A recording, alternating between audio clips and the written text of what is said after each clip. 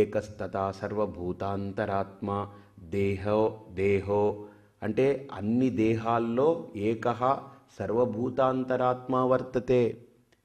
కాబట్టి తస్మాద్ విరాడజాయత విరాజో అధిపూరుషః స జాతో అత్యరిచ్యత అతీత్య వర్తతే.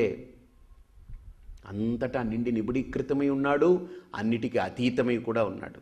అధికృత్య వర్తతే అతీత్యాపి వర్తతే. అంటే అధికృత్య వర్తతే అంటే మనం ఏమనుకుంటాం అంటే భగవంతుడు అన్ని దేహాల్లో ఇక్కడే ఉన్నాడు, ఇంక లేడేమో, ఇంకెక్కడా లేడేమో, ఇదే అనుకుంటాం. అంటే ఈ ఉపాధులు సత్యం కాదయ్యా. సహ ఆత్మ సహ పరమాత్మ దేహాన్ అతీత్య వర్తతే. ఈ దేహాలని దాటి ఉన్నాడు. దేహాలని దాటి ఉన్నాడంటే వాడికి దేహము లేదు అని అర్థం. కాబట్టి ఇక్కడ మనకు ఇతను అడిగినటువంటి ప్రశ్న ఏంటంటే చాలా అద్భుతమైన ప్రశ్న. ఇక్కడ ఒక శిష్యుడిగా తన యొక్క రుజుత్వాన్ని చాటుకున్నాడు. అంటే ఇప్పుడు నాకు ఏదైనా తెలియదు అనుకోండి, ఎవరైనా ఏదైనా అడిగారనుకోండి, నాకు తెలియదని చెప్తే వాడు నన్ను ఏమనుకుంటాడో అని మొహమాట పడిపోయి వాడికి లేనిపోనివన్నీ చెప్పేసి వాడు కన్ఫ్యూజ్ అయిపోయి వాడు మిస్లీడ్ అవ్వకుండా ఒక ఋషిత్వాన్ని ఆయన చాటుకున్నారు. నాకు తెలియదయ్యా, సత్యంగా నాకు తెలియదు.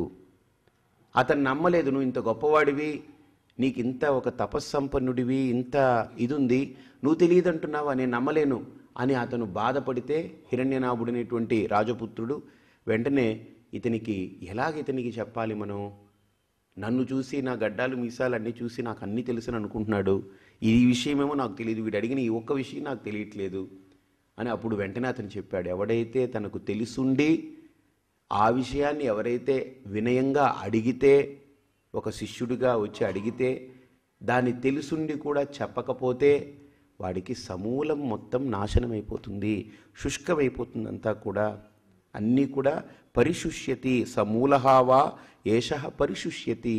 అన్నీ సమూలంగా అన్నీ నాశనం అయిపోతుంది. అంటే ఇక్కడ ఇంకొకటి కూడా ఏంటంటే, తెలియంది తెలుసని చెప్పినా కూడా ఈ సమస్య వస్తుంది. వాడికి సమూలంగా పోతుంది, వీడికి పోతుందో లేదో కానీ వాడు ఎక్కడికో పోతాడు, తప్పుదారి పడతారు. కాబట్టి తెలియంది పటాటోపాలకు వెళ్ళి చెప్పినా సమస్య, తెలుసుండి నాకు తెలియదని చెప్పినా తప్పు. దీనివల్ల ఆ వ్యతిరేక భావాన్ని కూడా మనం అన్వయం చేసుకోవాలి. ఇక్కడ అన్వయ వ్యతిరేకాలు రెండు ఎప్పుడు ఉండాలి. అన్వయ వ్యతిరేకాభ్యాం జ్ఞాతుం శక్యతే విషయం. విషయాన్ని పొందాలంటే అన్వయ వ్యతిరేకాలు రెండు ఉండాలి. ఇక్కడ నాకు తెలియదయ్యా, తెలియకుండా నాకు తెలుసుని ఎలా చెప్తాను, అది తప్పు. తెలుసుండి తెలియదని చెప్పడం ఎంత దోషమో, తెలియకుండి దాన్ని తెలుసని చెప్పడం కూడా చాలా తప్పు. అది అనృతం, అది ఋషికి వర్తించదు, అది ఋషిత్వానికి పొసగదు. కాబట్టి నాకు తెలియదని చెప్పానండి గురువుగారు, నన్ను నమ్మాడు, నా సత్యాన్ని నమ్మాడు, నా అంతరాత్మను నమ్మాడు, నా అంతర్భావాన్ని నమ్మాడు, కానీ ఇది నేను తెలుసుకోవాలనుకుంటున్నాను. తం త్వా పృచ్ఛామి. అందుకనే తం ప్రశ్నం త్వా పృచ్ఛామి, మిమ్మల్ని అడుగుతున్నాను. ఏంటి? క్వ అసౌ పురుషః ఇది. అసలు వీడెవడండి? ఈ 16 కళలతో ఉండేటువంటి ఈ పురుషుడు ఎవడంటారు అంటే, ఇప్పుడు పిప్పలాదుడు మొదలు పెట్టాడు. చెప్పండి. తస్మై సహోవాచ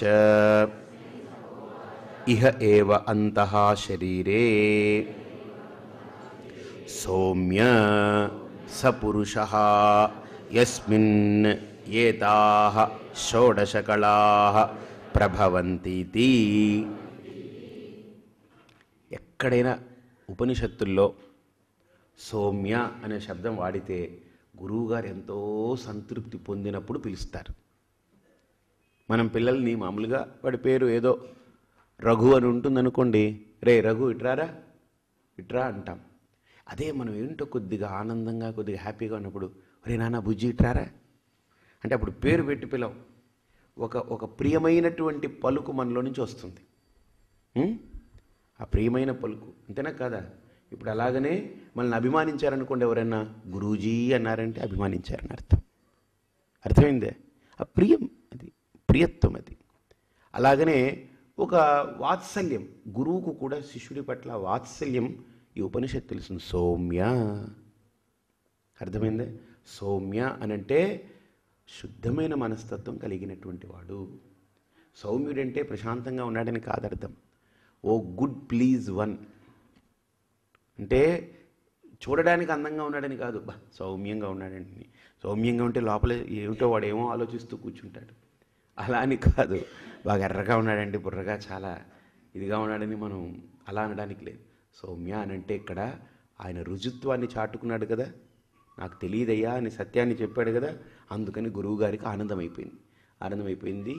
హే సౌమ్య, చెప్తున్నాను చూడు, ఇహ ఏవ అంతః శరీరే స పురుష యస్మిన్నేతాః షోడశ కళాః ప్రభవంతీతి.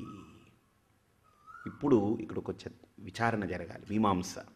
ఈ ఆఖరుగా చెప్పబోయేది కాబట్టి ఇది గొప్ప చర్చకు ప్రధానమైన అంశం.